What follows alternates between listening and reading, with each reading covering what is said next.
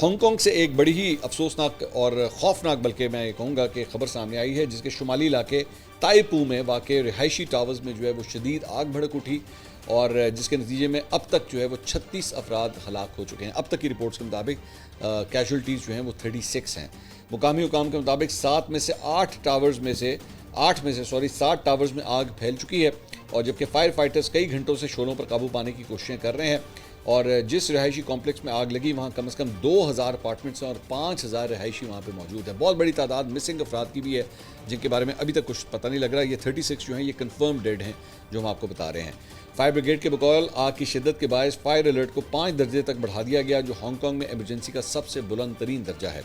Fire fighters की बड़ी तादाद ने सीढ़ियों और चेरी पैकर्स के जरिए आग बुझाने की कोशिश की, जिसके दौरान 5 से ज़ायद एहलकार भी जो हैं वो ज़ख्मी हुए हैं। तकरीबन 1 घंटे की जद्दोजहद के बाद जो है वो आग पर काबू पा लिया गया। इमदादी कामों के दौरान कम से कम 9 अफराद को मुर्दा हालत में जो है वहाँ से निकाला गया है।